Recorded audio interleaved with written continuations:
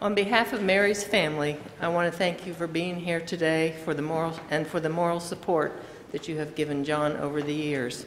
It has been a long and difficult road for Mary and John these past 12 plus years. With each passing year, Mary's world got smaller and smaller. We will miss the wonderful, sweet Mary that we all loved. I would like to reflect on some of the happy memories of Mary. My friendship with Mary began when Mary and I were in the 5th grade at Brecht Elementary School. She was new in town, and it did not take long for us to become best buds.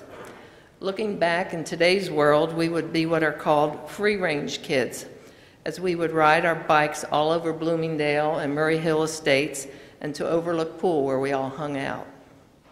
In 8th grade, I had an outdoor party in my driveway, and Mary did not have a crush at the time, and we were looking through the yearbook and saw this cute guy named John Gooding. He came to the party, and the rest is history. 57 years of love, 48 years of marriage, with 3 handsome, successful boys and 9 wonderful grandchildren. Chocolate. Mary loved chocolate. Mary's mother made the best fudge.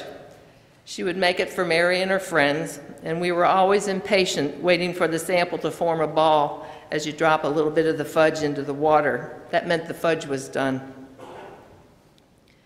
To the very end, Mary loved chocolate, especially M&Ms, and I hope you all got your little bag of M&Ms.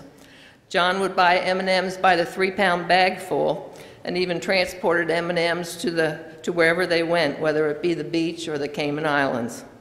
Now that is true love.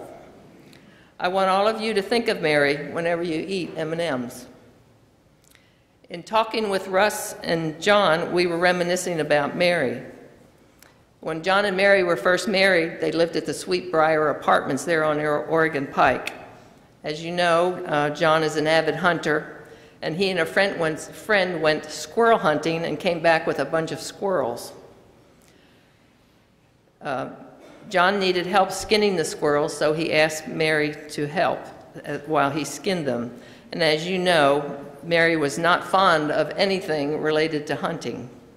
So she put on 3 pairs of gloves, and crying the whole time, she helped John skin those squirrels. Afterwards, Mary called her mother Florence and asked her if she had to do this. Mary's mother said no, and that was the end of John's squirrel hunting. Russ, the oldest, remembers Mary as a reader of stories, especially animal stories like Fox and Socks by Dr. Seuss, Pierre Bear by Richard Scarry, and Young Sterling and His Raccoon Rascal. After Russ could read on his own, Mary would still take the time to sit down at night and read a chapter. She succeeded in her goal of having Russ love animals and reading, so much so that Russ obsessed with animals and did his best to buy any possible pet store animal with his lawn mowing money. And what he didn't buy, he caught. Of course, some escaped, and Mary would find petrified fish and newts and all manners of free-ranging rodents like mice and gerbils and hamsters and guinea pigs in the closets or between the sofa cushions. Mary even had to deal with the Pennsylvania Game Commission about reports of a boy with an illegal pet possum. Of course, Russ was just imitating his hero, Sterling North, and His Raccoon Rascal. Mary survived his antics, and to this day, Russ has both a library and an entire room devoted to critter cages. As you know, Mary was a very good letter writer and always was writing thank you notes or a note of encouragement. I would like to share part of a note Russ and Steph received after Mary's 62nd birthday. Russ saved this note, and it was the last legible full-length note that he received from Mary, dated July 18th, 2007. Dear Russ and Stephanie, 62 and 1 day, and I just had a new experience. I am still shaking.